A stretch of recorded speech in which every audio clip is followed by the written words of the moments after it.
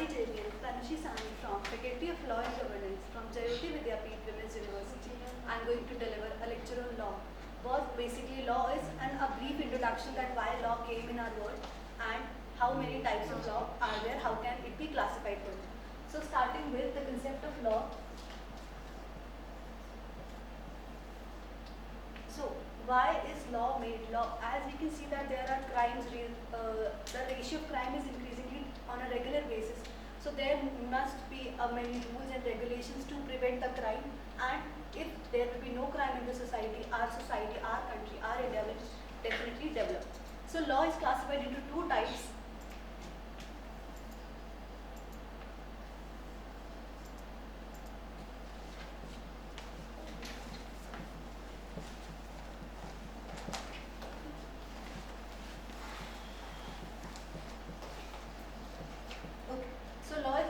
Classified into two types: substantive law and procedural law. Substantive law basically tells the rights and liabilities of a person. Suppose I am a layman here, I am an ordinary person. So what are my rights? How can I enter into a contract? What is my property? Can I live it? What is the difference between easement, possession and ownership of a property? So these all rights are covered in the head substantive. So basically substantive rights tells us about the rights and liabilities of an individual. Okay, so we can again classify substantive law into many acts like Contract Act, Law of Contract, or we can either say it as Indian Contract Act of 1872, or we can take the example of transfer of property of ownership, that is TP. Okay, so basically contract or TP, they come under the concept of rights and liabilities, and they tell us about that what are our rights. Suppose I, Mr. A and Mr. B, there are two people who entered into a contract, right? So how many times, what are the rights of Mr. A and what are the duties of Mr. A? So this concept will come under the concept of substantive law. And procedural law. As there are substantive law, definitely there will be a procedure to follow them. Suppose there is a fight between Mr. A and Mr. B. So how will they approach to court? What will is the difference? That how will they manage to file a suit in the court of law? Comes under the topic of procedural law.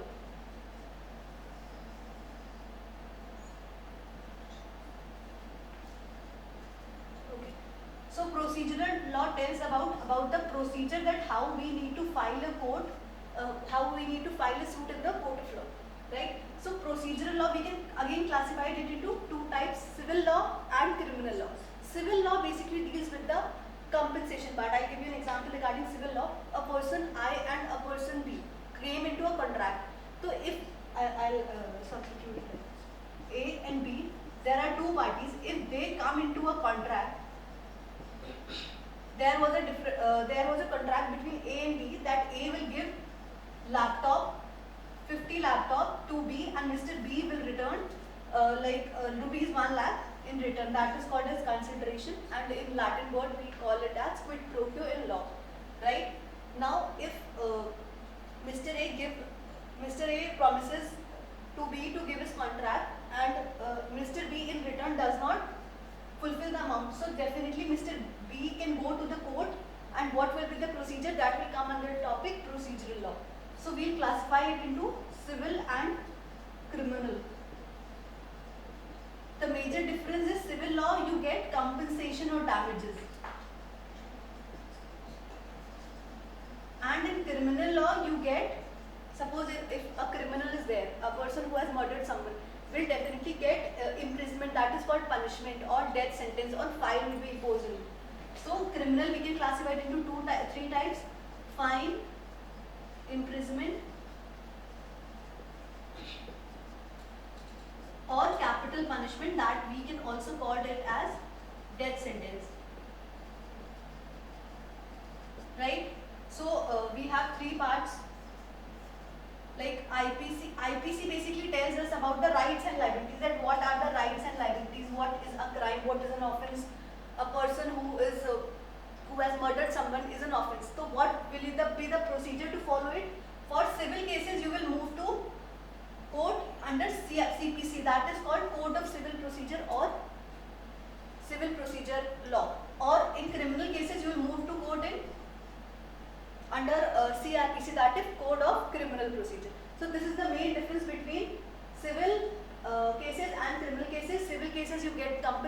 and damages, and in criminal cases you get imprisonment, right? A person who has murdered someone will be punished with fine, imprisonment or death sentence, or a person who has terminated a contract, means a person who has break a contract between two people will get damages or compensation.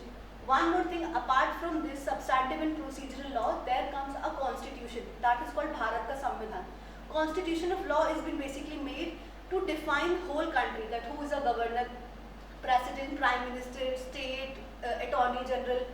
All the concept who help in regulation of our country comes under the concept of constitution. So this was a basic example of what law is and how many types is it being classified. So next we'll cover in next lecture.